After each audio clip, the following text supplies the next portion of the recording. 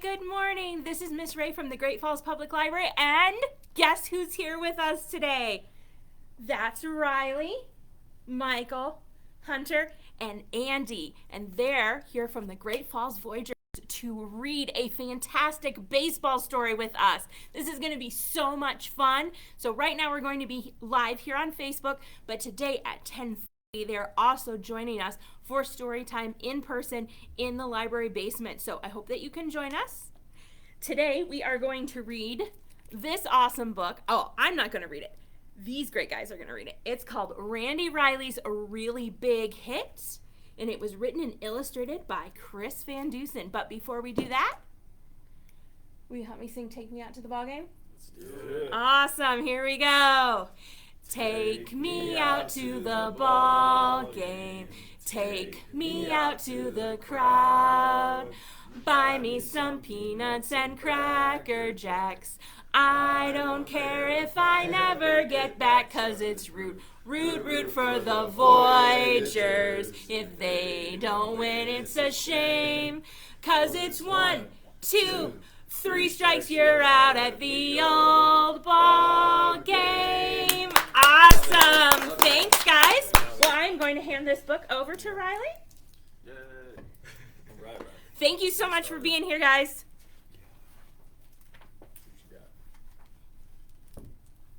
Randy Riley stood up at. He gazed out at the mound.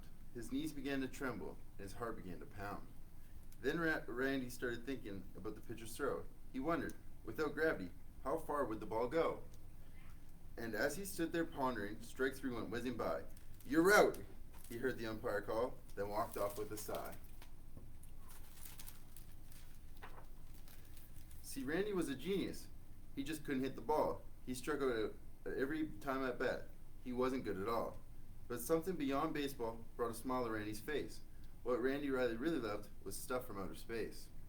He studied all the planets. He memorized their tilt. He researched how the thrusters on the rock strip were built. He knew the constellations and the light years to the stars. And wouldn't it be great, he thought, to ride a bike on Mars? That'd be cool. That'd be awesome. When Randy Riley got back home, he went up to his room.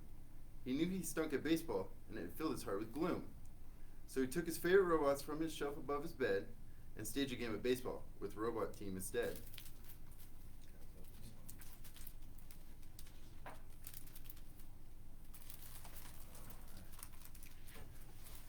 The night before he went to sleep, Randy scanned the sky, and through his Spaceboy telescope, a glimmer caught his eye.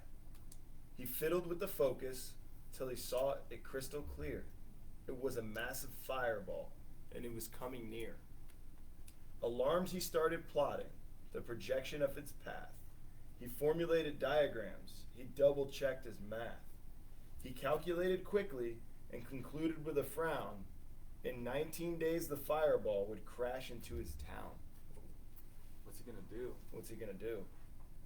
Let's see what Randy's gonna do. Oh, running, a little bit of panic. Randy Riley flew downstairs to warn his mom and dad. The impact would be major, and the damage would be bad. He explained the situation until his face was red, but they told him he was tired, and they sent him off to bed.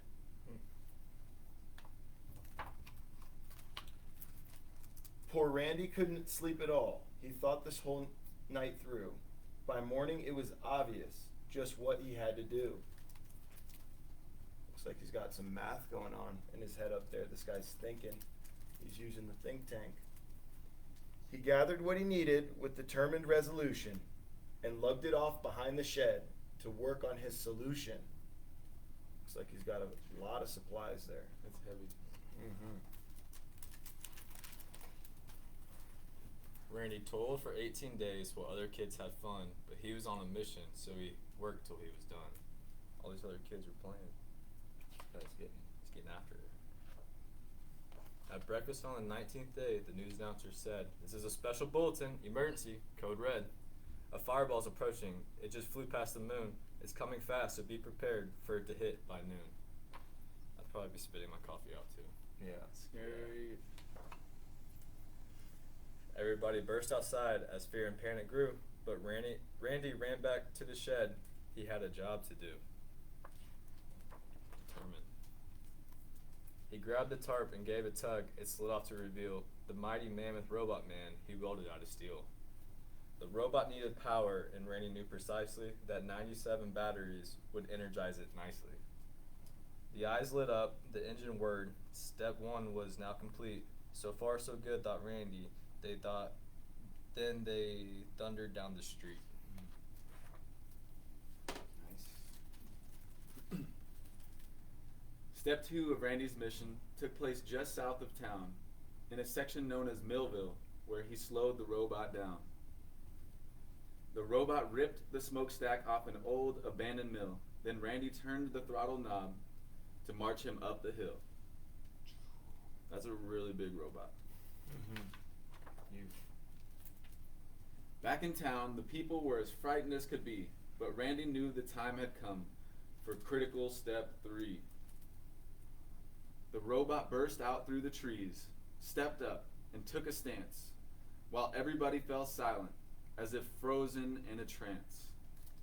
All the people are watching Randy. Randy's eyes was on the ball. No room for air now. 3, 2, 1, flip the switch. A swoosh. And then, kapow! A blinding flash, a booming crash. He knew what he had done. Randy Riley had a hit, his very first home run. Yeah. Damn. I remember my first home run, but you guys remember your first home run? No, long time ago. Yeah. A fireball sailed out of sight. A rousing cheer began. Hooray for Randy Riley and his giant metal man. And as the crowd went crazy, Randy stood there with a grin and mumbled, "How predictable, a fastball low and in." Damn. I think my favorite pitch is away, but when things returned to normal, after Randy saved the day, he went back to the baseball field to join his friends at play. And his giant came too. And though he swings in earnest, he rarely hits the ball, but that's okay, because Randy had the biggest hit of them all. Yeah. Save the day. Awesome. Good job, Randy. Wow. You can learn a ton from Randy. Yes, what can... Yes. Resilience. That kid is a problem solver, and I think Randy Riley can teach us all that if you have problems and you work your hardest to tackle them in life, then you can do anything. This is a young little kid, and he's saving his whole town. Yeah, the whole world even. Wow. I think I have something to say about that too. Yes. When it was talking about the asteroid come in, everybody was kind of shocked and scared and didn't know what to do, but I think he took action, and I think that was a really big part of the story. So always be confident in your ability and what you can do, and go for it. Fantastic. Well, thank you so much. Can we give these guys another round of applause? Good job, guys. Thank you so much for being here and reading with us today. So they are also going to be here for our in-person story time. That's 10:30 today in the library basement. So we hope that you can join us. Come on, hang out with us. Yeah. Let's go. Well, thanks for watching. Go Voyagers. Go Voyagers. See you at the Bye-bye. game.